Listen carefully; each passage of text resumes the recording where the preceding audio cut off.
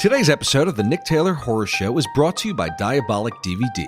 For almost 20 years, Diabolic DVD has been the source for horror, cult, and weird cinema to customers around the world. Diabolic offers a one-stop shopping experience for all of your favorite labels, including Arrow, Synapse, Vinegar Syndrome, Severin, Mondo Macabro, Blue Underground, 88, and many more from all corners of the globe.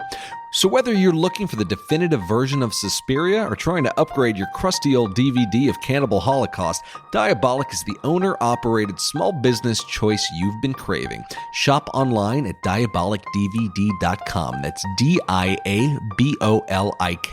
DVD.com. We're also brought to you by Deadly Grounds Coffee. It's the #1 choice of horror fans worldwide.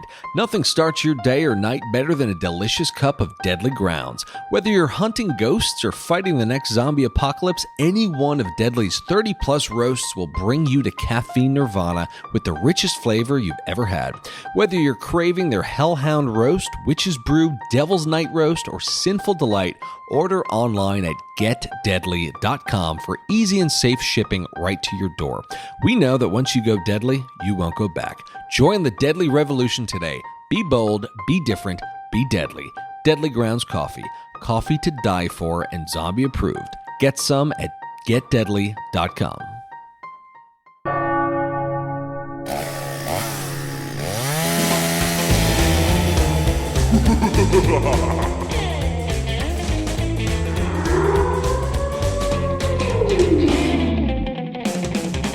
Welcome to the Nick Taylor Horror Show.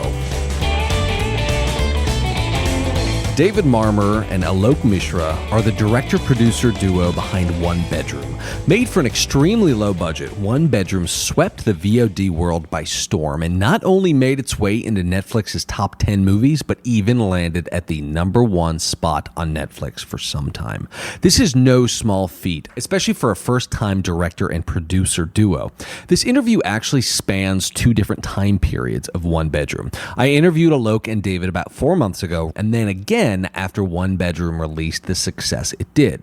I spoke to Alok a second time so I could hear about the strategy and tactics he employed to bring One Bedroom to being #1 on Netflix. What transpired was a very informative conversation, both about getting your indie film made, but then making sure that it's successful after its release, which I realized not enough directors talk about. Many filmmakers mistakenly believe that their job is just to make a great movie and that the movie will warrant positive Rotten Tomatoes scores and find its way onto major streaming platforms strictly on its own merit. This interview illustrates that this is simply not the case, and ensuring the success of your movie is a hustle. Luckily, Alok gives us a lot of details about his promotion strategy at the end of this interview. Overall, this is a very comprehensive and well-rounded conversation, and I got a seriously huge amount out of it. So fair warning, get your notes app ready for this one. On that note, I will turn things over to Alok Mishra and David Marmor, producer and director of One Bedroom. Anyway, but it's talking about going to the movie. It's been an interesting sort of situation for us because, everything that could have happened. I mean, this stupid coronavirus has prevented us from having any kind of theatrical opening, which is sort of sad because we were looking forward to that. I would have, definitely been. Probably both of us would have been stalking the audiences and just sitting in the back and doing what we did at festivals. But we in one end of it, how much money are you really going to make for a movie like this off a theatrical? Maybe you make more of it, on demand because people are just stuck here and stuff. That's where it's at right now, particularly now. Yeah. Since we opened, it's been, the Dark Sky MPI has told us we're making a good showing right now. They're very pleased with the numbers that we have thus far. I mean, they can't tell everything right away, but obviously on iTunes at least you can see that we've kept. We were in the top 4 movies like the first week, and then of course new stuff came out. And really thought that was direct competition for us, like The Lodge and Wretched and stuff like that. So we knew we would go down a bit, but we've actually been keeping in the top 10. What's actually weird about things right now is that there's just old shit that's coming out. That's I'm fighting against M. Night Shyamalan's movie. I can't say his name. I'm Indian. I'm fighting against goddamn Split. It's 3 or 4 year old movie, and this is the and then Reanimator is like been reissued, right? And so that's back in there, and like What We Do in Shadows has been reissued, and like so that we're also fighting against that. Which I mean, these are classic films, you know. And so people who haven't seen it, like why not for $5.99, or either even putting them lower, like $3.99, $4.99. So it's like you definitely have a lot more competition than I was expecting, at least. But it's still, I think the word of mouth is really good on it. So we are getting a lot of decent reviews and stuff. And I heard you guys mentioned very favorably on Shockwaves, which is a big deal. Oh, we were on Shockwaves? Yeah. Holy shit. Yeah. Elric Kane gave you guys a really good review. Oh, funny. I think I remember how he described the movie. He says it's martyrs by way of the invitation with a Starry Eyes budget. Yeah, well, that's very accurate, actually. Give it to them, actually. I mean, yeah, thank you. I mean, whoa. The funny thing is, we were trying to get on them so bad, and then they were like, "Oh, we're not doing it." And I was like, "Oh, I'm so sad." And like, you just told me otherwise. Yeah, I think it was there like 2 episodes ago they mentioned it. What the fuck? Yeah. Congratulations, by the way. Thank you. Well, I mean, that's awesome. I mean, thank you. I'm gonna go listen to it after we finish. But yeah, the reception to it's been good, which is nice. I mean, we're at I think 83, about to be maybe 84% Rotten Tomatoes. That's great. We just need 4 more reviews from some Rotten Tomatoes accredited person to put us into fresh. So if anyone's listening, we just need 4 more. I'll think about who I know who's accredited. I'm not sure. Yeah, it's what it is. We're just happy that they like it, and we're over 80. That's I think a thing in its own right. No, it's a huge deal to be over 80. I tell you that the places that are kind of the sons of bitches are an internet troll wise fashion is like IMDb. People won't even watch the film, and they're just like, "Yeah, I saw what happened to that cat in the trailer. 1." Like, oh Jesus Christ! What? Troll culture is the worst. I want to report to you, but I'm not going to. Yeah, no, it's bad. All those trolls on the internet, it's becoming a cesspool between Twitter and people on IMDb. I mean, it's negative. Just the anonymous nature of everything makes everyone be like, I'm just gonna fuck you for no reason. Like, really? Well, hi. We work so hard. Yeah. Well, is Dark Sky? Is that new? Did Dark Sky recently pick the movie up? You mean our film? Yeah. Didn't you say Dark Sky?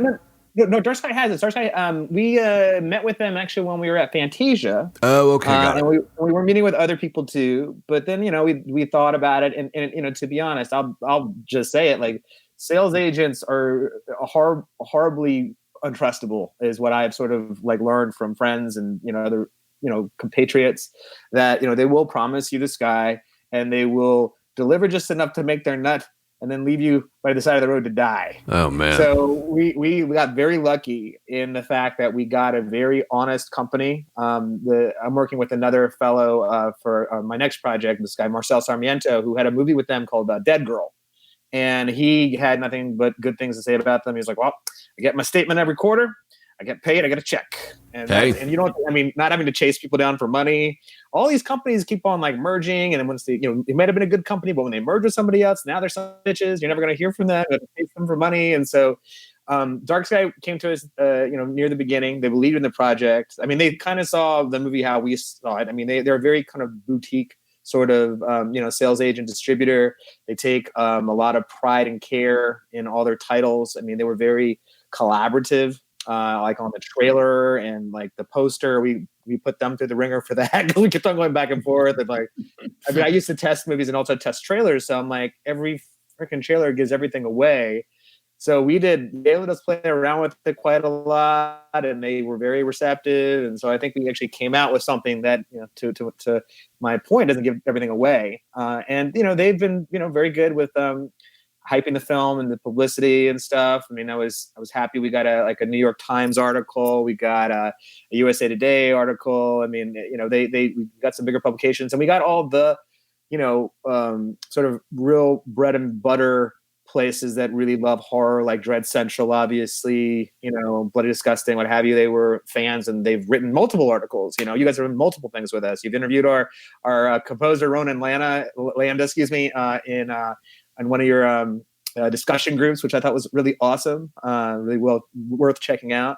we have like the hardcore horror people that are on our side, so that's the good news, if anything. And it's, in some ways, it's about getting some of these mainstream people on board. And that's what you hope for, because you have a niche audience with the horror people, but this is actually a little bit of a movie that straddles the line in being a psychological thriller. Psychological thriller with horror elements to it. The horror is there, but it's not drastic. Dave's done an amazing job. I've been talking too much here. I feel like Dave should be in this more. That's your job. That's your job, man. I'm like the hype man to your rapper. I'm the Flavor Flav. And Flavor Flav shouldn't be digging all the stuff. Don't be Flavor Flav. You know what just happened to Flavor Flav? I know. But he's probably the most popular hype man. What just happened to Flavor Flav? Oh, he got fired. Oh, they hired him back. They hired him back, actually. Oh, did they? Yeah, okay, I heard that. Stunt or some shit, and Flavor Flav's all butthurt about it. And he's like, I don't know if I want to come back. Like, what else do you got to do, Flavor Flav? Come on, let's be real here. Come on, let's be real. So Dave, Chuck D. Dave needs to take the mic. Yeah, no, I totally agree. It has really strong horror elements, but it has some of them. After the torture scenes, some of the most horrific stuff is psychological. In fact, arguably the psychological stuff is more disturbing. So how are you able to balance, or what was the approach to trying to balance the psychological horror with this straight up, I would not categorize this as torture porn at all, but there are some scenes that are just brutal. So what was the balance between the psychological horror and the physiological horror, if you will? I mean, it was a real...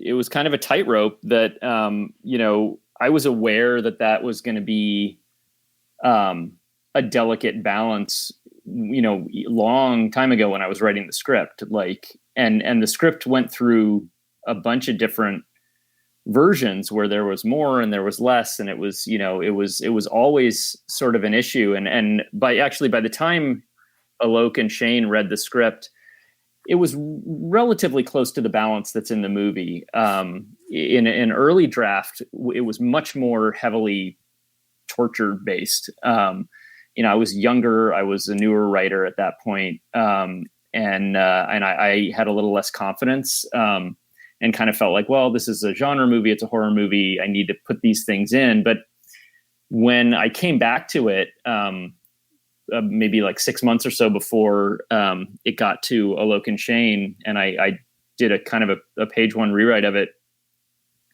And by that point, I remember reading it and just thinking I remember why I wanted to write this and what was interesting to me. And I haven't hit that. I've focused on these elements that are not that. And there's so many things that I want to explore about this building and about the community and about her relationship with it all that I don't have time to, because I'm spending so much time on these traditional horror scenes.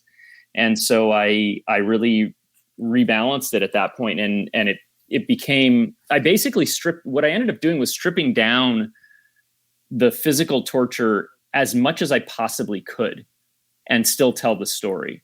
That was always sort of my touchstone, which was, we knew we had to have that sequence in the middle. Mm-hmm. Because if you don't have that, and if you don't feel what she's going through, the rest of the movie will not work. Right. All of those scenes that, and I'm flattered that you found them horrifying. And I agree, that to me, that's the real meat of the movie.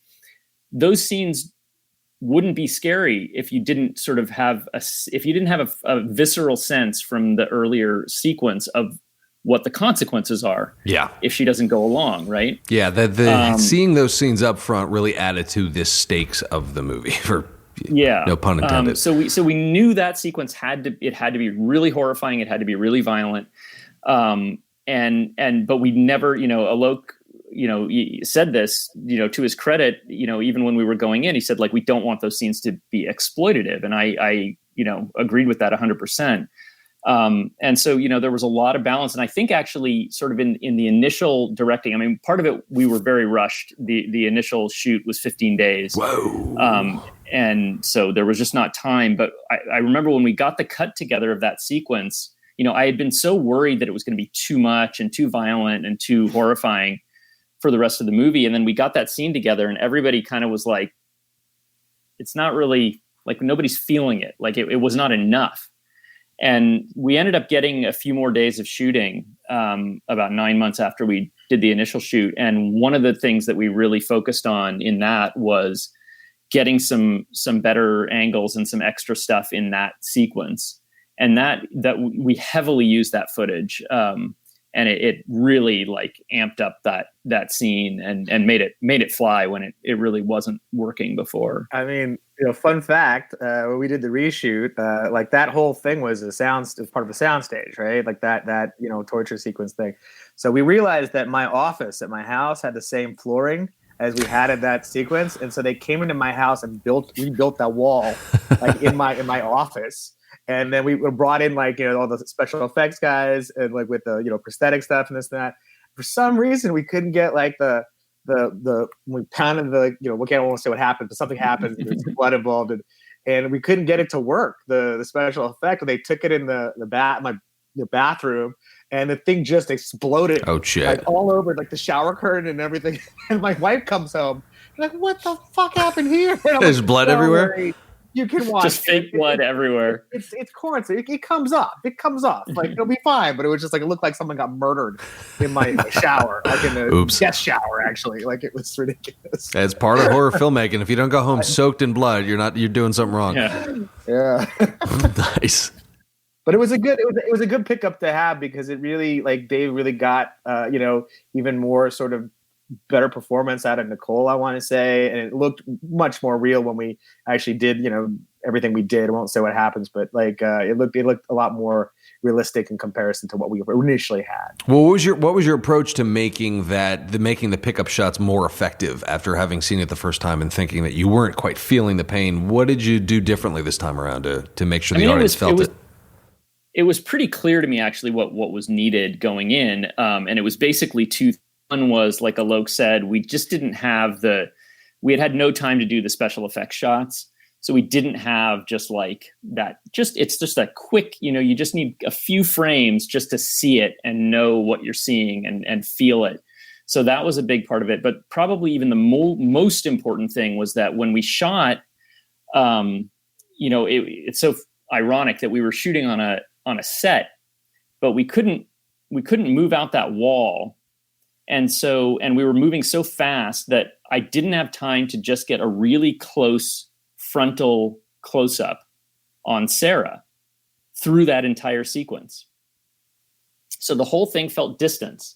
And which I knew it even at the time, like I knew that was going to be problematic when we shot it. I was like, I just wish we had time to get this because, the whole design of the movie from my perspective was that this entire movie is subjective. It's all from Sarah's point of view. You need to be in her head. You need to be feeling it, through her eyes. And that is the one sequence where we just didn't have that. And so the most important thing I think we did in the entire additional photography was, and it took like an hour probably, was to get that extreme close up of Sarah just through the entire sequence, just going beat by beat through the entire sequence. And that it's not the poster, but the shot that we used as our publicity before we had a poster, and is still like one of the iconic shots of the publicity shots that you see everywhere, is one of those shots that we got in the reshoot. It's just this like close shot on her face. And you see it, when you're that close, you see everything that she's going through because she's just such a fantastic actress. Like she just sells it all through her eyes. Yeah. So that was really the most important thing. I was going to say the other thing that we got that was a really big thing with those reshoots. And to be honest, actually, it took us 8 months to be able to get like the band back together. Like literally we finished in like, because everyone has like TV, thankfully the actors are all working with good consistency. And like we had, getting our DP back was, tough. I don't even think we got him back actually. As I recall. No, we didn't. We didn't. Like we tried to set one Sebastian Baron shot the reshoots and it was amazing. Yeah, exactly. It was very good. But the other thing we shot was the ending. And in fact, we shot two endings because we weren't satisfied with what we had when we finished. And we knew that would be something we'd want to address. And I think that we definitely got, even though it was two different endings we shot, both of them were really good. And it just came down to sort of what we thought the audience would enjoy more in terms of picking one or the other. So there's an alternate ending. Yeah. Did you audience test them, or how did you arrive at the ending that you went with? Well, we did. I did market research for film for like 18 years. I tested movies. So I actually organized like 5 20-person screenings, which we then did focus groups for afterwards. And, you know, we got a lot of, you know, information about what confusions were there. We learned that ending was the appropriate ending. We also learned, for example, that, you know, I really wanted to see more of the cat, like, you know, burning alive and stuff. And I think I can give that away because that's in the trailer. And Dave was definitely not a fan of that. Well, I see a cat going in and out of the shot as I'm looking at Dave's camera, so I can understand why. There it is. Yeah. This is the inspiration. You got to write what scares you the most. Well, exactly. That's exactly it. Well, that's the worst thing I could think of to have happen to her. Well, the point though being, I really wanted to see more cat, but 75% of the audience did not want to see more cat. And of the 25% that wanted to see it, it was more hardcore horror fans who, you know, arguably could live without having to actually see it. It was like, it was a want to have, not a need to have. Yeah. And so I lost that argument, and that was something that came out of the test audiences, and you know, I was wrong. I mean, you know, the audience will decide, you know? Mm-hmm. So that was one of the things that we figured out from that. You know, I think that we also kind of felt more secure in a lot of our choices for like musical choices and stuff like that. Like it seemed to like really resonate, especially like, you know, stuff we use in, you know, throughout the movie and at the end and stuff like that. So it was all stuff that sort of really, we were able to be happy with our choices was the idea. Nice. So what was the story between how the movie came together? It's probably a long story, but what was the initial inception and how did you guys go from concept to screen? Well, I mean, the prologue is that I initially wrote the very first draft of the script a long time ago when I was still pretty new to LA, and I was living in an apartment complex that's very much looks like the one in the movie. And I just found it a really weird and kind of creepy environment to be surrounded by total strangers, you know, sharing walls with you. And I was also a little similar to Sarah in just being a shy person and not confident, and, you know, landing in Los Angeles with big dreams, but not sort of feeling capable of following them. So that was really the beginning of it. And I wrote the initial draft back then, and then and worked on it for a while, and, you know, got some good, you know, reactions from it. People liked it, but you know, it never went anywhere, and I put it away and, you know, just moved on. And years later, I signed with Epicenter as my managers, with Jared Murray and Allard Cantor, off of another script. And they were like, well, you know, what else, send us some other stuff you got. And I was like, I don't really have anything else that I like that much, but I was like, you know, I did like this script back in the day. Let me pull it out and see if I can send it to them. And it was so old by then I had to update the technology. I like quickly changed the like flip phones to iPhones and whatnot, and sent it to them. And to my surprise, they really reacted to it. They were like, I think there's something here, and, you know, I think we could produce this and set you up to direct it.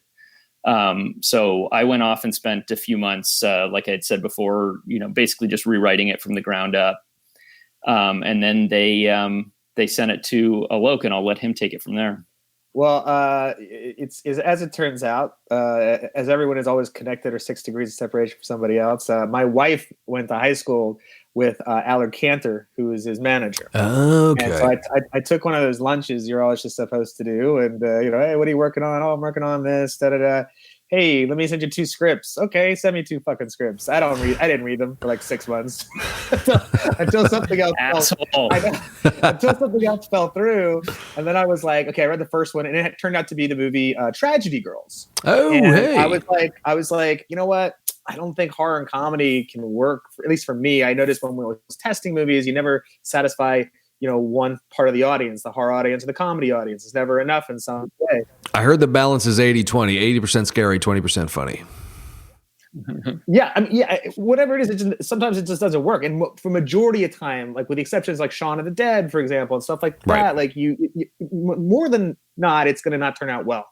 And so I said like, yeah, so that's a pass. And they're like, oh yeah, we just we just finished shooting that a week ago. And I was like, oh, what the fuck do I know that? Like, so and it's one of the exceptions. That movie's awesome. It really is one of the exceptions. Actually, we went to the premiere. Yeah. It was really good. I mean, I can't lie. It was definitely well done. And Tyler McIntyre did a great job. He's also a client of theirs.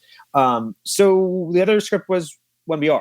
And in fact, we love the script. My producing partner, Shane Worcester, and I have a company called Malevolent Films. We're trying to make sort of elevated horror, thinking man's sort of horror films. And this was definitely that.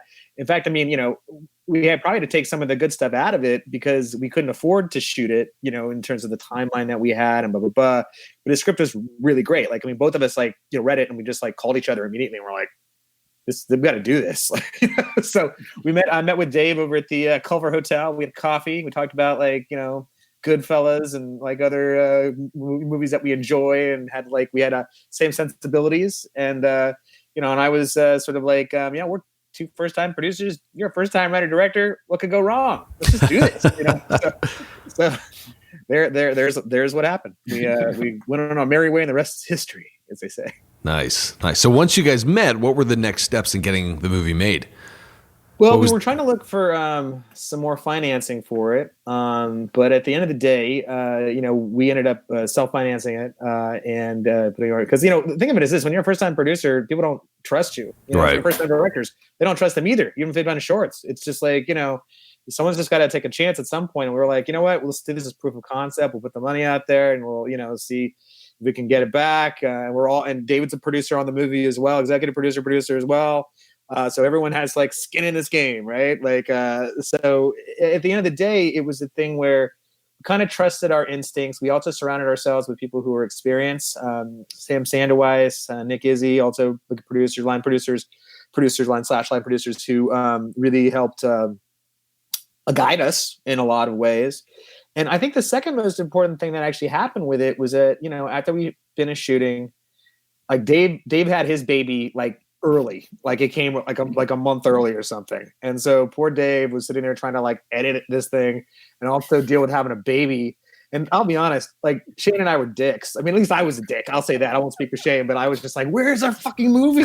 Where is this? It's April now. This is supposed to be finished in March, and Dave's just I'm trying to get through it. And then as payback, and karma is sort of a bitch in that regard, when we start to going to do our reshoots, then my baby came a month early. Oh, wow. Before we did the reshoot. So the only good news about that is I was able to send my poor wife and her parents and the baby and the dog away to my parents' house, and they could just post up there, so I could actually sleep at night and not have to do all the crazy stuff. It was the best sleep I've ever gotten in my life, even though it was 18-hour days. It was lovely. That's a good strategy. Yeah. So the point I'm trying to bring up though is we actually had a lot of faith and trust and patience with each other, through the entire process of it and stuff. And we took the time we needed to take. All of us were we'd rather be away from our money and make a good film than do anything else, because it was our first movie. It was kind of proof of concept. Everyone's skin is in this game, like I said, professionally, in terms of reputation, blah blah blah. I'm I tested movies for 18 years. I can't make a good movie. So we took our time with it, and we had time to take with it. We didn't have, since we were the financiers, we didn't have a financier, who wasn't going to be patient with it. We wanted to make something good. And I'll tell you, it was a long process. Even when we did our reshoots, we tried to apply to all these different film festivals, and grant you, we were not anywhere near finished. We were trying to do it because just the time was there to apply. Right. And we applied to, we got rejected from Sundance and Slam Dance and South by Southwest, even Seattle Film Festival, which thankfully we got Fantasia instead. If we had said yes to them, it wouldn't have had as good a festival run, I feel, because that really helped us world premiering there. Yeah. Mitch Davis, his entire crew are really smart. They're tastemakers. Yeah. I mean, not just saying because of our film. I mean, they also premiered The Wretched and Swallow and films like that, So that guy is so tuned in. And even though we weren't quite finished the version he saw, he's I see something here. I trust you. And because of that, like I said, the patience thing and the way it unfurled, it helped us. It helped us getting to Fantasia, because then every other genre festival wanted to come at us, and we went to them and said, hey, listen, we are a us, let us be in your festival, And so, we were able to have a really good run all over the world and get a lot of awareness out for the film, which is so the Fantasia was like a lead domino that made the rest of the festivals interested in getting a hold of the movie. Absolutely. I mean, there was some smaller ones that were interested before. Yeah. I mean, we were able to get into like Beyond Fest for our US premiere, for example, which is a really great festival. We were able to, go to L'Étrange. Am I saying that right, Dave? L'Étrange, yeah. L'Étrange. I would say don't speak French, but that was our European premiere. We went all over the place. We went to Madrid for Nocturna Fest. We went to the Horathon in Dublin. We went to Fractured Visions, and we went all over the world. I mean, Monster Fest in Sydney, in Melbourne, for example, it's a really big one. Like we went to 14 of the top 25 genre festivals you do. Night Visions in Helsinki is a great one we should mention as well. Fantastic cool festival. So that build up really helped us, and I think that the good news was that we were sort of dancing around who we were going to sign with when we were sort of going to those festivals. And when we finally did go with Dark Sky, we had kind of completed the bulk of our festival run. We just had one more, I think. We went to Gérardmer, is how it's pronounced, in the French Alps, which was an amazing festival. It was incredible. 2,200 people saw our film in 4 days. They had huge theaters, and people were coming to see the movie at 9 a.m. It was packed except for 3 seats empty. It was amazing. And I'll tell you, the movie to watch for that we saw out there, and this Rose Glass is an amazing filmmaker, Saint Maud, was out there. That's something you should. That movie is phenomenal. Yeah, I've been dying to see that. I don't think it's out yet. I'm gonna try. Yeah, I'm gonna try to. They pulled it back. They pulled it back to when theaters are going to open, because I talked to. Rose I think that's smart. A24 has it. They know what they're doing. Oh, it's A24. Yeah, of course. They're not going to just drop it on iTunes. That movie won out of the 7 awards at Gérardmer. That movie won 6 out of 7. We won the other one for the audience award. All right. Did you have a festival guy who put you in all these festivals and advised on which to go to, or did you just do all of this yourself? I did. Alok was the festival guy. Yeah, I did a lot of research for this, and I really researched. I called people, cold called people, hey, you were in this festival. What did you think? And I did so much research, in fact, that I think I can say this, but I think Tim Malloy over at Movie Maker Magazine is going to let me and a couple other people write an article about. They have their yearly top 25 bloodiest film festival, kind of guide that they put out. Oh, that's great. But I'm trying to advise that they do a top 50 list, actually. And we're going to be, I think, hopefully more scientific with the way we give each of the festivals their rating and stuff like that. So I'm going to be hopefully helping out with that. Oh, that's great. So much research. Yeah, there's a bunch of these I hadn't heard of before. Yeah, it's interesting that going to festivals. I think that there's a lot of different things people don't think about, and I think one of the biggest things are how much camaraderie are you going to get to have with your other filmmakers? Because that's a huge thing. You get to know these people, you might want to collaborate with these people. So that's one issue. How your film is presented is another thing. Sometimes you're in a college auditorium. Sometimes you're in a very souped up Odeon or something. It really, they differ from festival to festival how you're actually shown, and then just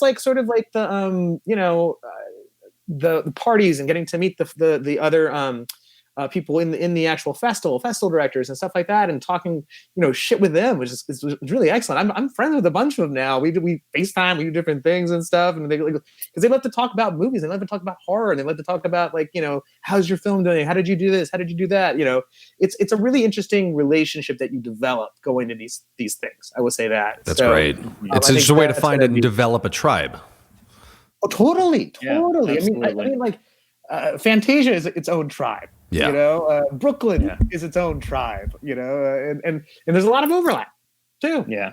And for me, Gérardmer was just I can't even I've never had an experience quite like that. It was every night they would have these dinners, and it was they would put all the filmmakers together. So I got to hang out with Rose Glass on multiple occasions, and with Lorcan Finnegan, who was there with Vivarium, and we all became friends. And, it's just to be able to meet and hang out with other people who are, doing the same thing you're doing, like it's not easy to find that. And it's just, to have people who kind of know what we had just been through and, can offer advice and perspective is super valuable. Yeah, we became friends with like the Pierce brothers who did The Wretched and stuff. Oh, hey, I just interviewed those guys last week. Yeah, they're nice guys. Nice guys. Yeah, really nice guys. So we followed them around the world. They followed us around the world. We became friends. If I was at a festival that they weren't at, I think like Tranche they weren't at, but I took pictures. Like I was in the back and I took pictures of their audience so they could see. Oh, it's packed. Here's your picture. Oh, that's awesome. So, anyway, yeah. What was the name of that French festival? L'Étrange. That's the one in Paris. Yeah. Is that the one that you said was amazing and there were like 5-star dinners every night? And I mean, that one was really good. The one that I was talking about was Gérard Maire. Oh, okay. Which I was not aware of, but apparently in France, it's extremely well known as a genre festival. It's, I again, like I was not aware of it, I guess just being an American, but it's well known to be a great festival. And it has fans. I mean, like that whole town, it's kind of like Sundance in that way. It's like this little ski town and it just gets taken over by the festival. And like, I think they played our movie 4 times. Four times. And it was 4 times. And it was packed every time. Yeah. Like it was just like, it is a really well attended, really well run festival. Well, they get a lot of money from the government is the reason it's like so amazing, and from the local town as well. So there is that advantage, I think, sometimes to being able to put on an amazing festival when you get some local money and everything. But they had posters up in every shop window and stuff, and like people were generally like entertained. When we had our first Q&A and stuff like that. So I mean, it was definitely an experience I wasn't expecting, but like it's definitely in the top 25 to 50 festivals in terms of genre festivals you can get into. I can tell you that. Yeah, it sounds great. Sure. Yeah. So as far as you guys both being first timers when it comes to this being your first feature, so to speak, what were some of the big director and producer lessons that you came away with for those aspiring filmmakers listening? I mean, for me, how long is this podcast? As long as you need. I mean, yeah, it's, I will say this, like I went to film school and I probably learned more in the 15 days of shooting, and actually in the pre-production leading up to that too, than I did in, a couple of years of film school. There's just nothing can prepare you for making a feature except making a feature. Right. Now that said, like I don't regret film school and I don't regret doing the shorts I did. I think I wouldn't have been ready before that. And I mean, I still wasn't ready, but I think I was more ready than I would have been. So yeah, I mean, like every day was packed with lessons. And whenever I make a movie, I keep just like a text document that I call lessons from whatever. And, it's just whenever something happens that's bad, can I take a lesson from that? I write it down. So I have a long document that's lessons from 1BR. But I would say the sort of top of my list. Well, I'd say one thing is, and this has sort of been a lesson I've had to learn over and over with a lot of the movies I've made. And this comes from, again, sort of like my basic personality. And like I talked about, when I got to LA, I'm not by nature, there were people I went to film school with who just had this like confidence in themselves. Like I'm amazing and everything I do is amazing. Mm-hmm. And I don't have that at all. And a big lesson that I think I'm finally sort of like learning is just to trust myself, trust my instincts, and that, I won't be right 100% of the time, but I'll be better off being wrong because I did what I thought was the right thing to do than being wrong because I let myself get talked into doing something that I thought was wrong. I'd rather have that happen. And so that helped me, I think, because there's so much pressure, and, Alok, I think, can testify to this too. Like everybody, the thing that was great but was sometimes hard to remember while we were making a movie when you're in that pressure cooker is like, if you're lucky, and we were lucky in this case, like everybody is there, everybody's on the same side. Everybody is there to make the movie the best it can be. And perspectives will differ on exactly how to do that. Right. And so, there were arguments, there were fights, there was friction, but it was always coming from a place of love and a place of passion and a place of creativity. And so I think like being able to, sorry, cook this cat. I think, being able to, hang on, I'm going to have to let him out or he's going to tear apart my curtains. Hang on a sec. I love German Shepherds. Girlfriend and I are thinking of getting one. You know what? That's tough. I'll say this. They need a lot of walking. Yeah, that's what I heard. A lot of energy expenditure, especially when they are like teenagers, let's call it, because they don't listen to you. I got that dog from the pound. And I think the reason they put her in there was because she wasn't listening. And she didn't listen for a year. She was just a bad dog. And then she just turned a corner and became a good dog. I turned her to a trainer, to be honest, but it all worked out. That's good. Sorry. Sorry, Dave, did you finish? Sorry. No, I was kind of going on and on, but I guess like if I had to boil it down, like aside from just sort of like, believe in yourself and once you're there, just trust your instincts as much as you can. The other things are more basic. I mean, the thing that I learned really early on was that a feature is a marathon. A short film, you can view it as a sprint. Like, if you're shooting for 4 days, you're shooting for 5 days, you can just burn it at both ends and just like, just bull your way through it. You try to do that on a feature, you're going to burn out, a week in. Mm-hmm. And it became really important for me to protect my sleep and to find quiet moments during the day and keep myself as centered as I could possibly be under, what are very non-centering experiences. And then the other part was learning. I'm a control freak, as I think a lot of directors are. And my experience up to this had been making shorts where I was self-financing and I was de facto the boss. I was the executive producer or whatever. And I was not used to having a situation where I wasn't that. Mm-hmm. And I have I need to know what's going on. I need to know the problems that are happening. But at a certain point, there's so much happening on a feature set that you can't be on top of all that and still do your job as a director. And one of the big lessons for me was to learn to trust the producers that they were going to keep the ship afloat. And it was not easy to keep the ship afloat, as I'm sure can tell you in just a second. But like for me to just believe that they were going to do it and walk on that set and project calm and create a creative space for the actors and for the crew. That was probably the most important lesson to learn. That's a big one. Yeah, I agree. I mean, Dave said it best. When we did have arguments, and there weren't a lot, to be honest, actually, there was just a couple.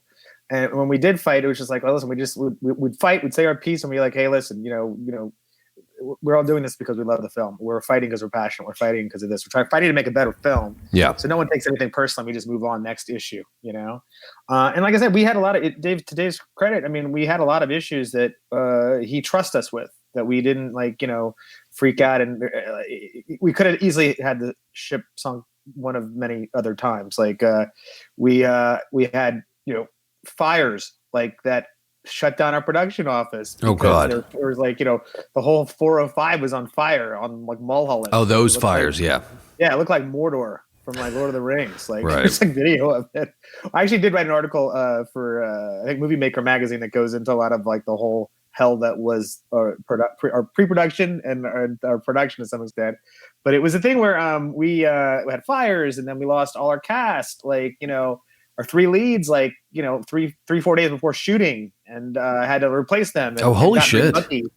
Yeah, it was a thing where we had this sort of bigger. We can't tell you who because liability or whatever, libel. Sorry, right. It's we had a bigger TV actress who was going to play the Sarah part, and she made us hire a friend of hers who worked on some crappy show that I've never seen, and we said yes to all of it, and then we were. actually, hunting for some sort of feminine energy drink that she requires on set because it wasn't going to get there in time from the people who make it. And we were in Gelston's when her agent called us and told us she's out, and we're like, "What?" Oh God! We just feminine energy drink back on the shelf and walked out, having been done dirty in the Gelston's in Marina Del Rey. But like an hour later, like her friend who's the male lead calls, he's out too, and then we decided to go to a bar because what else can happen on this very day? And we're at a bar drinking, just trying to figure out how to like make this right. And then we get a call from the lady, the person who was going to play our older lady actress in the film. Susan Davis got the part and plays it now. She's the mom from War Games. She's fantastic in it. But we had another person for her, and this poor lady, her husband collapses, rushed to the hospital, dies. Oh man! Now she's out. So now we're like, what do we do now? All on the same day. Yeah, and so like we get Nicole, and Nicole says yes, thankfully, and she's great. And like I said, we upgraded with her because she was actually our first choice, but. As producers, we were like, we need to go with this lady because she can act and she has 3 million Instagram followers. I can see the money now. But, it didn't work out, and so we got Nicole. She was awesome. She came out, had like 5 hours to rehearse with Dave, I want to say. That's it. And then just came to work on Monday and started working. And then on the Friday before the Monday we were shooting, I got a bunch of reels of older lady actresses and one of them is Susan Davis. And I look at her reel, and at the end of it, there's a phone number, and I call the phone number thinking it's going to be the agent or manager. It's not. It's her. So I'm like, all right, listen, this is highly inappropriate. I'm going to talk to you. I'm going to pitch you the movie. I'm going to pitch you us. See what you think. And so she was like, I've never been in that cult movie before. And I was like, at 11:30 we had her signed. And we were still waiting for the Brian character played by Giles Maddie at the end of the day. Meanwhile, you're in production at this point. Well, we're a few days out. Oh, you're a few days. Okay.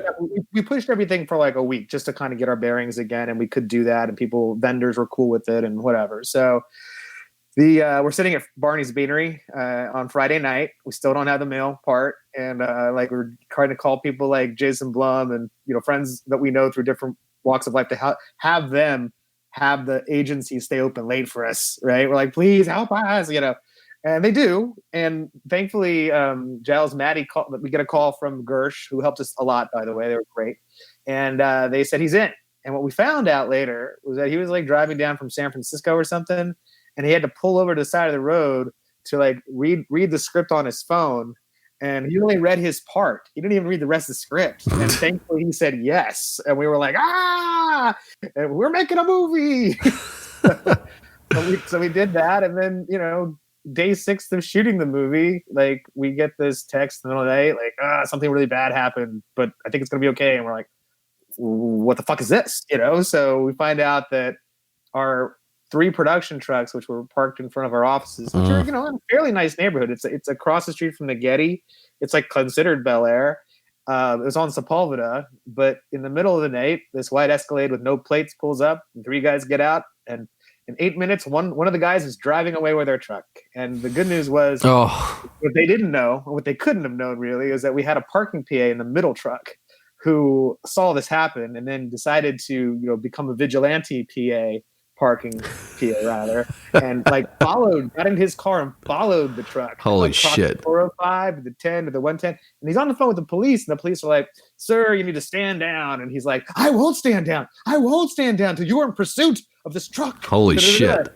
So by the time we got to the 110 where the Felix sign is, the iconic Felix sign, that's where the police came in. The helicopter light came on the truck, and 3 cars pulled in to chase the thing. And the guy tries to run away and gun the truck, and he just ends up destroying the engine to some extent, but they end up catching him off, right next to USC at this Chevron/McDonald's station.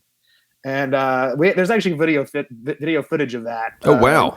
In that article. So this guy, he was new. This is a production truck stealing ring.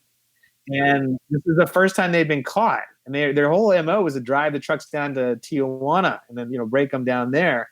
And this guy was new to the ring, and so he turned state's evidence.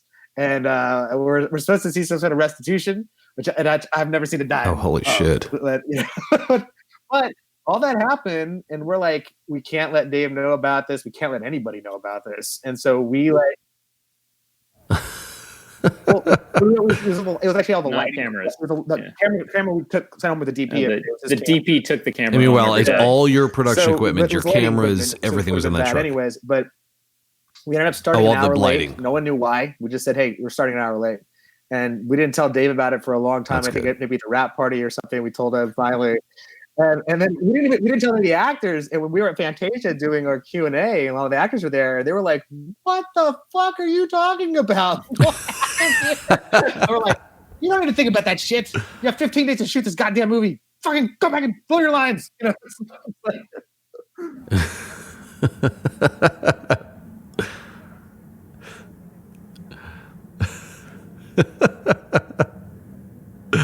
My God. So just one disaster after another. Well, I was going to say, it taught us a lot. And the other thing that I learned from you asking what we learned from this, right? Yeah. Trust your director, especially if he's a writer-director. He knows what the hell he's doing. He has a vision. You got to trust him. 2, get a good editor off the bat. You need to do that. Like, that's important. 3, put some money aside for a good composer. It really does. That's one little thing I think that makes such a difference, and that you always see people skimping on in these kinds of films. Mm-hmm. It's like you have some sort of shitty keyboard going on in the background or whatever, right?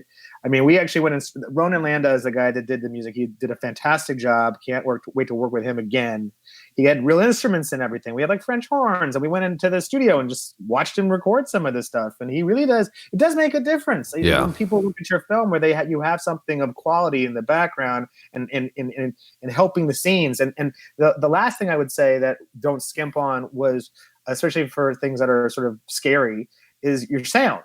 And we got very lucky. My high school friend / college roommate from USC, Jason George, is a big sound editor in the business, and he does.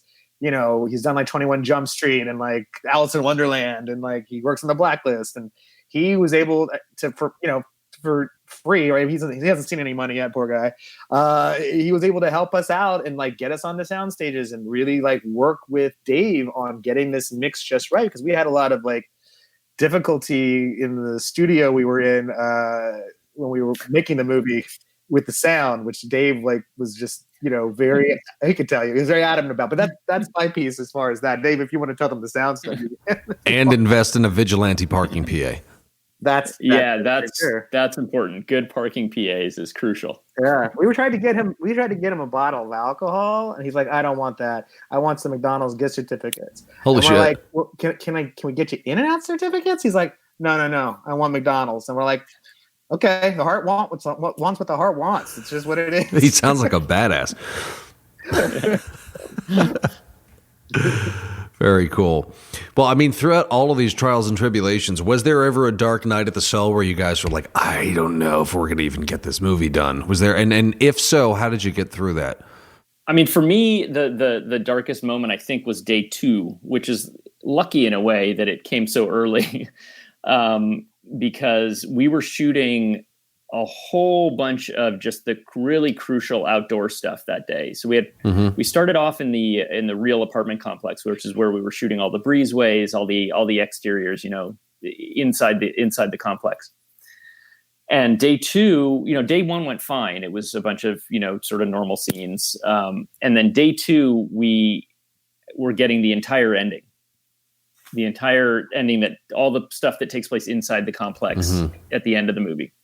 It's all at night, but because of the rules of this complex, I think we had 3 hours of darkness to shoot in.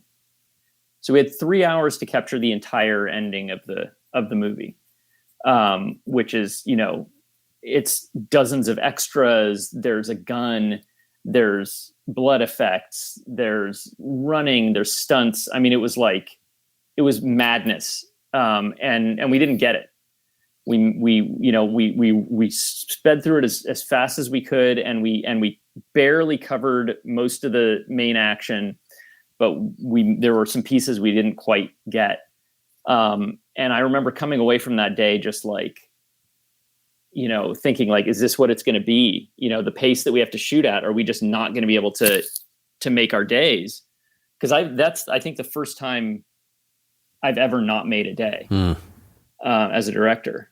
And it was just a horrible feeling to feel like I just failed to get what we needed. But we regrouped, the AD and the DP and I sat down and we figured out how we could sort of shift some of these, we still had 2 more days at the complex. We figured out how we could shift things and get a little bit of extra time to try to pick up some of the stuff we missed. And we trimmed other things to catch up. And then, we came back the next day and started catching up. And that was a good lesson. It was like, it ain't over till it's over. You can miss a day, but you can adapt and you come back and you just keep fighting. And I think, from there on, as tough as things got, I never had a moment of despair like I did at the end of that second day. Wow. I would say, and I talked about this already, my biggest moment of despair, I mean, as a producer, like once we start production, it's sort of like in the director's hands to some extent. We can help them any which way we can, but really it was like the mass exodus of cast in one day. That dick punch after dick punch coming that like really just destroyed like my soul for a couple hours. Then we had some drinks. We thought about it. We're like, all right, let's try to get somebody else. Like, so that's what it was. Just go to the bar, regroup, and that's that. Pretty much what happened. So as far as directing, when you were, what was the name of your lead actress again? I forgot. Nicole Brydon Bloom. That's right. When you were directing Nicole, obviously there's some very extreme subject matter, and she goes through a range of different emotions, and she's very, very compelling on camera. And I feel like that is where a lot of horror movies fall flat, is when they have performances that are either cheesy or just not afraid enough or don't have any pathos. And I mean, she checked a lot of boxes, which I think really made it powerful. So I'm curious as to what was your process with that. Clearly you didn't have a ton of time to prep since she jumped onto the movie very late. So what was your process like working with Nicole to get her emotionally ready for these scenes and the extremity of these scenes? I mean, I have to say, like, it was embarrassingly easy with her. She's just that good. And we had seen it in her audition. She put herself on tape. She's based out of New York, and her audition was just spectacular. Like, I mean, you could see the emotion was there. Also just sort of the energy of the character. She just felt like Sarah. But also what I particularly noticed was I had specifically given the actresses difficult scenes and scenes that had a lot going on and a lot of changes and required kind of, a lot of sort of thought about what was happening with the character. And she was one of the very few who had clearly put in that thought and made really smart decisions. And sometimes decisions that surprised me that I hadn't thought of.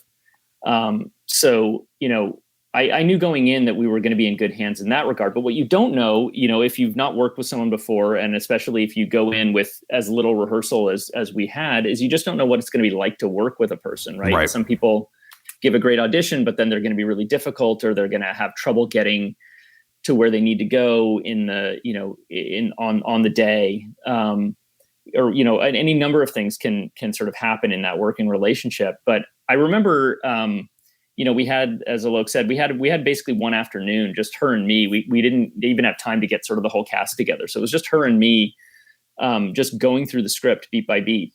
And I remember just in that audition, in that rehearsal, like, I specifically said going in, I was like, look, we're just trying to identify the beats. We're trying to make sure that we're very clear on the emotional arc because we're going to be shooting out of order. And so you don't need to put a lot into this, I'm not auditioning you, right? You've got the role. This is just to like figure it out. And even there where she was, specifically not giving it her all, like I could already see the emotion coming through. Like she can't help it. She's just an actor, right? And she wants to play that character. So even just that afternoon of seeing that, and also just, getting to hang out with someone for 5 hours, you get a sense of their personality. And I knew at that point that we were in the best possible hands because she's just a lovely person. She's there to work. There was no ego about it. There was no bullshit. It was just like she wanted to nail that character and get the movie as good as it could be. And she understood that it was all on her shoulders. You know, I told her that, but she got it. You know, I was like, we're going to be on your face through like 75% of this movie. This all plays out on you. And that did not daunt her. You know, as young as she is, like, I have rarely seen that level of just acting skill, because like you said, we were moving so fast. We were shooting minimal coverage, a couple of setups per scene usually, and we were shooting a couple of takes per setup. We just didn't have time for any more. And she got there. She would often get there on take one. Wow. And just that full emotional volume. I mean, and it was uncanny. And then that gives you all this freedom as a director, because then you can go, you know, okay, we've got it. And talk to her and go like, let's try something different for take two. But you know, I didn't have to hold her by the hand. I didn't have to walk her through things. She, you know, I think the most important thing for me to do with her was to keep her oriented, because we were shooting in such weird order, that the most important thing for me to do was say, like, this is where we've just come from. This is where you are in your journey. And then the adjustments I would make often were just like, I think, you know, the volume here is more like a 7. You're giving me a 5. I think given what's just happened story-wise, like, we need to just, but it was easy because she's smart and she got it. I was going to say, she is amazingly talented. Like, I always say she can cry 8 different ways. She would be crying in one scene and it's like the tear didn't fall exactly how she wanted it. I'm like, we can edit that. No, I'm going to do it again. And then it follows perfectly. I'm like, who does this? She's like a crying robot. Like, it's amazing. She's so good. And Giles Mackey, she is the opposite of a robot. No, I know. But I'm saying, like, she could just hello. She can turn it on. It can come. You know, it's like whatever she wanted. Giles Mackey was the same way. He could cry. Like, he has one scene where he cries. He was just there, amazing. You know, it's a funny story. I always like to tell this, but the cat that we used, its name in the story is Giles. And then our lead actor, Brian, is also named Giles Maddie. And so we would be like, that fucking cat is just a one-take cat. That's one-take Giles right there.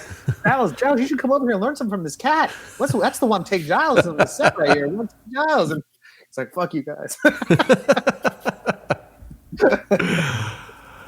Oh, so I was just going to say one more thing about Giles, because he's an amazing actor. I mean, and another level of all this that, you know, people watching the movie probably won't even realize is that on top of doing this like amazing emotional performance, he's doing an American accent. The guy's British. Oh.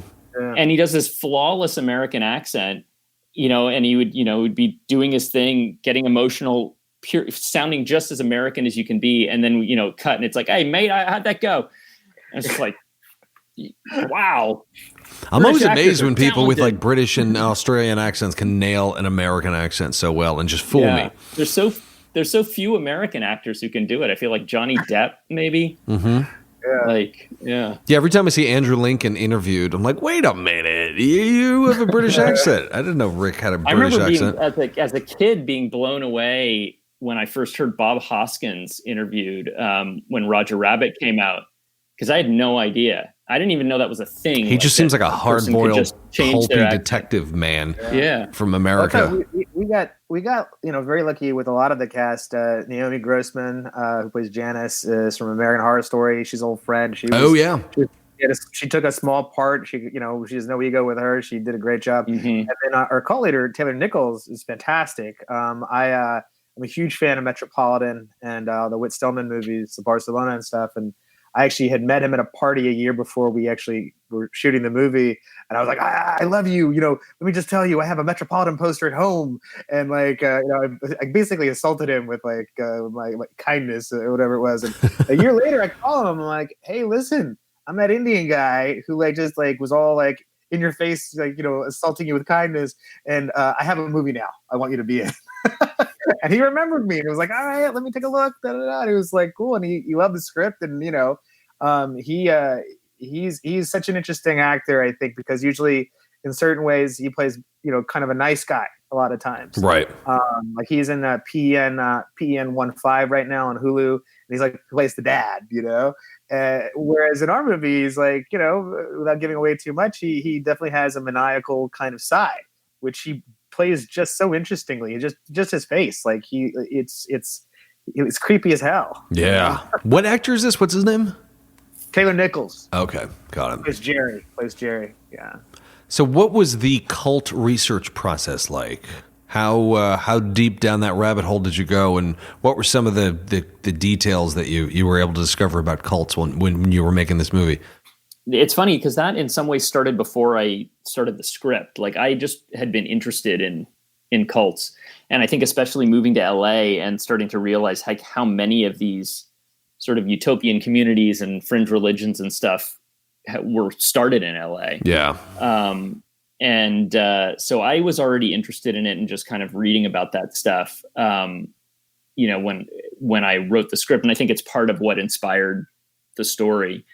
But then that said, like, especially when I went back and did the rewrite, I did spend a lot of time kind of reading up because I wanted to get a sense of what were sort of some of the more real techniques, and especially the psychological techniques, because I wanted to really delve into that as much as I could. And I would say that the single group, there are elements of a lot of different groups, but the single group that it's most closely modeled on probably is Synanon, which was a group that started in the late 50s in Los Angeles. And this was a thing that I found out about a lot of these groups was that, they were started with the purest of intentions, with really positive ideas.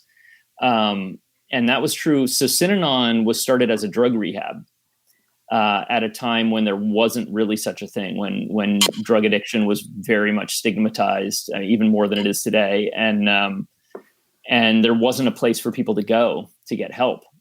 And they started as a place for people to go and to break their addiction. But unfortunately, the guy who started it was a sociopath. Or at least that manifested at some point. But yeah, at some point he decided that nobody would ever be cured of their addiction, and so they had to come live with the other members. And then from there, it kind of slowly morphed into this very violent and repressive group. So a lot of there are specific scenes, and sort of the overall structure of the group is a lot based on Synanon. And there are some specific scenes, that circle. It's in the montage in the middle. There's that circle where they're slapping the guy. That is directly taken from things that used to happen at Synanon. Oh, God. And then there are other elements that are taken from other groups. But yeah, one little bit of trivia that I always like to tell about Synanon is that at some point they moved out of LA. They moved up to the Bay Area to a ranch because they were being prosecuted for stuff in LA. And around that time, for whatever reason, Charles Diederich, who was the leader, decided that everybody had to shave their heads, men and women. So they all shaved their heads. And then that was around the time that George Lucas was up in the Bay Area making THX 1138. And he needed a whole bunch of bald extras. And so all the extras you see in THX 1138 are Synanon cult members. Oh, man. Were they a suicide cult, Yeah. Synanon? No, it didn't. There was like, I don't know if anybody was murdered, but there were threats of murder. Somebody left a snake in a mailbox, I remember, was one of the things that happened. That's Joe Exotic kind of shit. Yeah. It was that kind of stuff. I mean, it's not dissimilar. I think all these things sort of follow similar trajectories, because at a certain point when they are getting prosecuted for things, they start to feel persecuted, right? They start to feel like the whole world is against them, and therefore they are justified in doing anything to fight back. And so you get Classic. like the Rajneeshis trying to poison a city in Oregon with salmonella so they can win the countywide elections or whatever. So it's that you see really similar patterns over and over with these groups. Yeah. Other important question, what is the possibility of a sequel looking like? Clearly, the ending left open a distinct possibility. Spoiler. No, not really a spoiler alert, but it's indicative that there may be more to this story. So what's the likelihood of a sequel? I mean, 1 bedroom, 2 bath. Hey! I mean, They can do the prequel studio apartment. Right. I think that there's definitely room for, if people have interest, to do a sequel. We have a couple of different ideas I think we're playing around with, right, Dave? I mean, it's I think that before that's probably going to happen. I'm doing a movie with called Emergent, and that's with like producing partner Shane Forrester. That's going to be first, and then after that, actually, we're trying to do another movie with David. Oh, nice. We all got along. We want to be his, Terrence Chang, his John Woo, nice. the producers. But it's this new film that he's doing, that we're doing, is awesome, and we can't tell you a lot about it because we're trying to J.J. Abrams that shit, keep it secret for a little bit, and build it up a little bit. And I can tell you this: it's a bigger budget film, and it's a different sort of genre, a little different genre than what we've just done. But interesting. But a cool film, a thinking man's film nonetheless. So stay tuned for that. Hopefully we'll when we get up and running again in the fall, we'll start figuring out a time and place to shoot that. All right, yeah. And this is under your production company, right? Yeah, ideally. Cool. Well, awesome, guys. Really, really great seeing you both again. And this was definitely a lot of fun. Any parting wisdom for those aspiring filmmakers out there? Just keep doing it. I mean, the advice I always give anyone who wants to be a director is learn to be a writer. I think that's the best thing you can possibly do as a director. I would say, if you've done like 2 shorts, don't do any more shorts. Take the time and energy that you're using and go and make a feature, because the sad part of it is that people want to know that you're in the club. And even if you make a bad movie, hopefully you won't make a bad movie, because maybe you don't deserve to be in the club, frankly. But hopefully you make a good movie, and you at that point people respect you to the point that they'll give you hopefully money to do another movie. And unless you make that leap, because there's a lot of fear. I mean, like Dave talked about, like, say, not having self-confidence. I didn't have confidence in certain ways where, why should anyone trust me with money? What have I done? I've just tested movies for a living, but I've never made a film. So when you make a film, though, you have and you make, a good film with a visionary like David, then you have confidence to actually go and make more films. Like, so that it's sort of like a self, it feeds off each other. The whole thing feeds off each other. And that's what I would say. Don't do shorts, do features if you can. Spend that time and energy doing that. All right. Great. All right. All right, guys. Thank you again. This was great. Cool. All right, Nick. Cheers, man. Fantastic. Good. Thank you.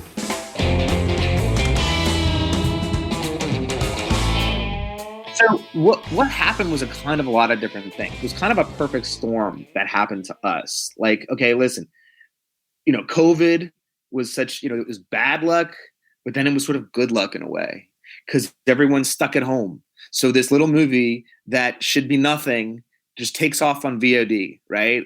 How is this movie like the number 4 movie in the country for a couple of weeks? Certainly the top 10 on iTunes horror charts for a couple of weeks, and even now we're still in the top 100, and we've been kind of when they lower the price, we dip into the top 20 again, which happened 2-3 weeks ago. We were in the top 20 for as long as they had it for that price. Please go back to that price. Well, I do want to make a lot of money though, but so what happened was a lot of different things. COVID was one of them, but what we had done from the very beginning was, first off, we made sure that everyone had a great time on set. That was super important. It was a very familial kind of set where we appreciated everybody. We tried to do anything we could if there was people didn't like this or whatever. We try to help them, whatever.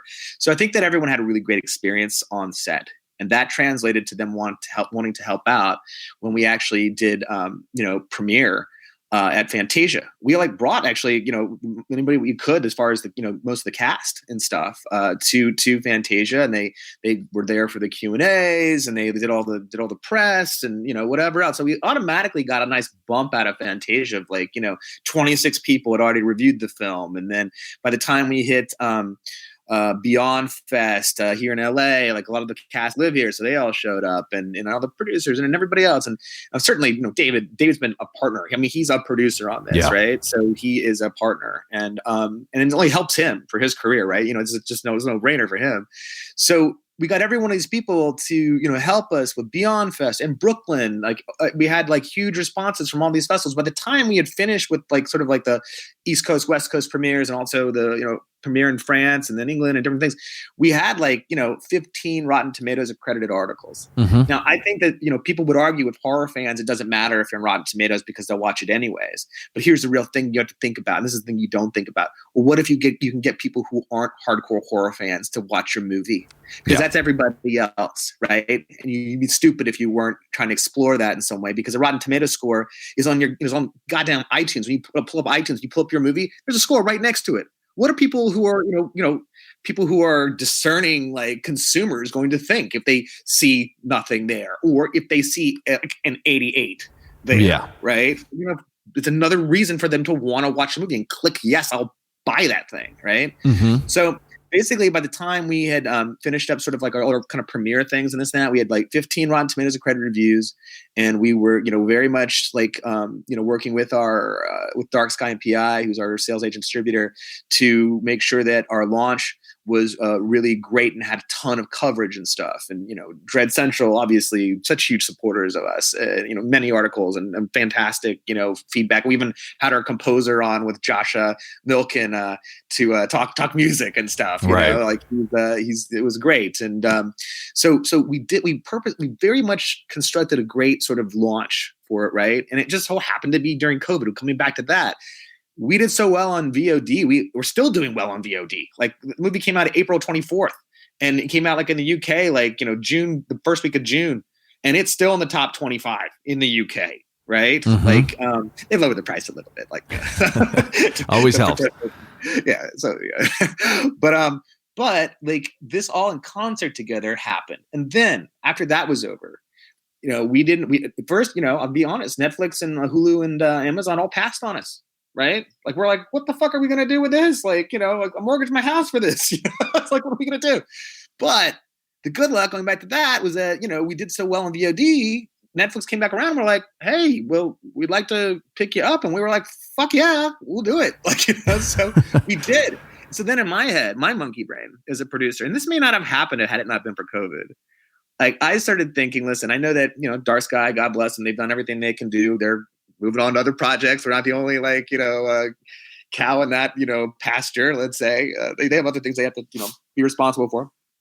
But me as a producer, I was like, my other movie is delayed right now. We're not shooting probably till January now. So what am I doing with my time? Okay, I'm reading a lot of scripts. I'll say that. But every day I got up in the morning, I would think to myself, how can I sell 100 movies? What can I do today to make sure that 100 movies get 100 copies of our movie gets sold somewhere around the world? So I basically did my research, and I started understanding sort of the all the podcasts that I could do. Also, like, we weren't quite certified yet. So, I mean, I was helping our partners, Blue Finch Film in the UK with sort of the press publicity push over there. So I started really researching Rotten Tomatoes reviewers, and I basically was approaching some of them on their behalf to do reviews and stuff like that. And then I in addition to that constant sort of like little trickle of like reviews that kept on coming out ahead of this Netflix review. Like, I mean, from our Blu-ray release, like the beginning of June, and also was the UK release, and being on VOD in the States, every week we had 4, 5, 6 articles coming out. Not articles, if not articles, interviews. If not interviews, podcasts, reviews, or interviews. I researched like every big podcast. You could just look at our list of podcasts that we did, and it was like, I mean, gosh, it was everybody from like Shockwaves to the Boo Crew to like to you as well, Movie Maker Magazine, the Really Scared podcast, Dark Discussions, Friday 13th podcast, Civil Gore podcast, Final Guys, Where the Scary Things Are podcast, Direct podcast, the Necronomicon, the horror movie podcast, Car Carcane, Dads Who Drink, Gruesome Magazine podcast. I can go alternative ending podcast. I can go on and on and on, But we went to all these podcasts, and the great news was that we had great because all our filmmakers, our actors had such a good time on the movie. They were very happy to come on and help us with this because it became sort of like a missive, like this little film that was the idea, right? So if you have like all these podcasts and all these articles and all these things coming out ahead of your Netflix release, maybe it was us doing all that made it work. Maybe it was the fact that it films a good film and tests really well and like as high as 88% on Rotten Tomatoes. I think it's a combination of all of those things. It's almost like a grassroots level sort of like interaction. And I tell you this, those podcasts got just so amazing because every time like I tweet something, they're all retweeting it. And they have like 80,000 followers or whatever it is. And I have to think that all of that stuff went into getting this movie to number one. Yeah. And it was a thing like, I don't know if this would have happened or not if COVID hadn't happened. But because it was happening and everyone was trapped at home, I'd be goddamned if I wasn't going to do everything I could to like make sure that we saw 100 copies a day. Like, that was in my mind. And it was so funny, this thing, because you're just like this, you're this idiot in a dark room, like, mailing people and doing whatever else. And just like one guy doing all this shit.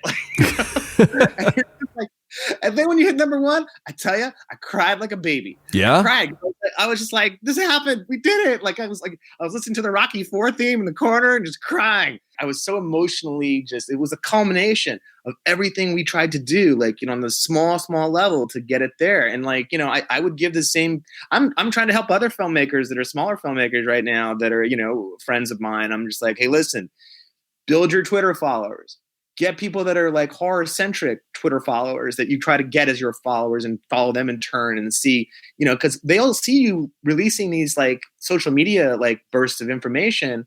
And at some point, if they haven't seen the movie, they're like, I got to give this movie a shot. Like, I'll do this. And as you know, like horror fans they're nothing like horror fans. I mean, there's a reason there's like 220 conventions like worldwide like, every year when it's not COVID, right? But I mean, when it's regular, there's that many people. They're very, amazing fans that are just voracious for material. And when they think you have like what they call a discovery movie, like they want to tell their friends, right? And that's the thing about this film. It straddles a line. It's a horror film. It's a thriller. It's a psychological thriller too. But the horror fans, by and large, have, I think, really driven this thing home because it's crazy to me that this little no budget film could like beat everything else. There's like a million things to watch on Netflix. Yeah, we were the number one thing. You were number one above that like whatever $75 million Jamie Foxx movie. You beat that out. 85 million, actually. But who's counting? Yeah, we actually texted him. We were like, hey, respect, game recognizes game. No hard feelings, Jamie. No, but I feel like it speaks to the importance of producers and directors understanding that once the movie's made, once it's picked up, the job does not end there. I mean, you had to constantly hustle this movie left, right, and center to get it to where it got on Netflix. And like you said, it's a very low budget movie, and you were beating out enormously budgeted movies, and it's a horror movie, which is not always the most popular genre, and you guys just went right to the top, which is it's extraordinary, but it's all on the back of you just busting your ass to get this movie seen. We got, we had, a lot of things went into it. I mean, COVID's one of them. People are at home. There's not as much cool stuff coming out right now. Like there's people who are holding stuff, but like, they're trying to go into production now, but fucking Batman just got sick over here. Right. Do you see that? What happened to Batman? Robert Pattinson has COVID. They shut Batman down now again. Fuck. Yeah. This is, as a producer, this is a nightmare in my head now. Whoa. Like, we're trying to shoot our next movie, and we're like, well, what can we do? We're going to have to shoot in like January, February. That's what's happening. We're casting right now. Yeah. Mainline, but it's just going to see where can we shoot? Like we're looking at like, Canada, or even South Africa, or Eastern Europe, let's say, or wherever there's not COVID, and maybe by that time there'll be a vaccine. That's the hope. But like, you think about trying to shoot stuff. But anyways, going back to COVID was a big part of it in a weird way. But I think that it was also just effort. Like, we definitely got in with all these podcasts that are really like, they have their fans and people listen to them, and they go and they like preach almost from the horror pulpit, let's call it, right? Like, you always see these like, faith-based movies where these people go in grassroots level and they go to the priests in the parishes, and they're like, hey, listen, and they'll tell their congregation to go see it. And you'll go to that theater to go see that movie, and there's like 10 people in the theater, but yet it's sold out, right? That's what they do. This is something that I learned in market research. This is what we tried to do with the podcast and with like all the different, websites and like, everybody, right? Like we've had multiple articles from the Dread Central or the, Bloody Disgusting of the world and everybody else. Have been a real supportive family for us. And so I think that's the biggest part of it is probably just getting the word out to those people any which way you can. And that will, help you, that's what I would tell you. That's amazing, man. Really, really amazing. Well, huge congratulations to you guys. I mean, I loved the movie. I shot a long time ago. It feels like Brooklyn Film Festival was 6 months ago? Last year, dude. What? We did this in October. Oh shit, that's almost a year ago. It's like we were in yeah, dude. Like, whoa. It's like, and how much has happened in a year? Like, I mean, it's just it's nuts. Like, we're not living on this. We're not living in reality. It's like it's crazy. Well, that's great, man. Again, huge congratulations. I'm so glad to see the film getting the recognition it deserves. And it's a testament for all you producers and directors out there. You got to hustle the hell out of that movie because word of mouth is not going to spread on its own. Yeah. So hats off to you, man. Huge congrats. Be nice to your actors. Give them a great experience, and they'll help you out. Like, Naomi Grossman and I, for example, are like best friends. We were friends like for 20 years, let's say, right? And she is like was an ally coming on, like she'll come on like two times a week, just like help us hype this thing and do whatever else. And she is just like so, amazing as a friend. Taylor Nichols helped us out so much as well. He's been really great, and Giles Maddy and definitely Clayton Hoff and Ronan Landa, who was our composer, and obviously Peter Polk, who did like House of the Devil and did our little film as an executive producer. He's been very helpful, and I think all of us sort of looked at it as the little film it could, and when we went at it from that point of view, everyone wanted to see what could happen with it, and it worked. It worked. Cue the Rocky theme. That's awesome. Well, congratulations, man. Really, really happy for you guys. Appreciate it. All right. I'm sure you kids at home were taking notes, but regardless, I've got a recap of key takeaways from this conversation with David and Alok. Number 1, get yourself a ride or die PA. The parking PA that David and Alok hired single-handedly saved the movie when he chased down the stolen production truck housing the necessary equipment to finish the movie. This is above and beyond going above and beyond. While we don't advise you to encourage your crew to put themselves in any kind of danger, the willingness of this PA to engage in a fucking high-speed pursuit for the sake of the movie is what you want. These crew members are worth their weight in gold because they care about your film enough to stick their neck out for it. So if you're lucky enough to find anyone like this as a PA, keep them happy and keep them close. Number 2, if you're a first-timer, find other first-timers. On One Bedroom, Alok was a first-time producer and David was a first-time director. This created a serious spirit of adventure for the movie as both guys were embarking into the unknown and figuring things out by themselves. It's also common knowledge that first-timers will often work harder because of how much is riding on their first film. So if you're a first-time director, you're probably not going to get Mark Duplass or Jordan Peele to produce your first movie. Therefore, if you have the opportunity to work with a first-time producer, take it. First-timers often have something to prove, so this is a clear case of having skin in the game. First-timer collaborations are great for this reason, but make sure you hire a very experienced crew and listen to them, because you first-timers are likely not going to know what the fuck you're doing on set half the time, so you'll need people around you who do. Alok and David made sure their crew were very experienced, so they were in good hands. Number 3, track your lessons. When you're new to filmmaking, so many lessons are going to present themselves to you, and they're going to do so fast and in such a hectic time period that you'll likely forget most of them by the time you wrap. This is such a shame because you're going to want to carry these lessons onto the next movie that you make. To remedy this, David kept a text document of lessons learned on every single day of filming One Bedroom, and he would take a few minutes each day to write these down and reflect on them. By the end of the movie, he was left with a wealth of lessons and insights which he can turn to for his next movie. When you're in production, do this. It will take you 2 to 5 minutes a day, but it will be priceless wisdom that you can use throughout your entire filmography. Number 4, make sure everyone has fun on set. As crazy as things may have gotten, Alok and David made sure to keep their set a fun and engaging experience. Countless directors have spoken about the importance of keeping a high energy and communal set, but few have spoken about the dividends that this pays in the long run. A lot of sets are brutal and very unenjoyable. If yours is a positive experience, your cast and crew will appreciate you and do what they can to help the movie out. This was particularly true for One Bedroom, whose cast made themselves very available for multiple interviews and articles, all of which collectively helped the movie's success. So beyond it being the right thing to do, a healthy and fun set will create a community of people who will naturally want to help you fight for the movie's success. Number 5, sell 100 movies a day.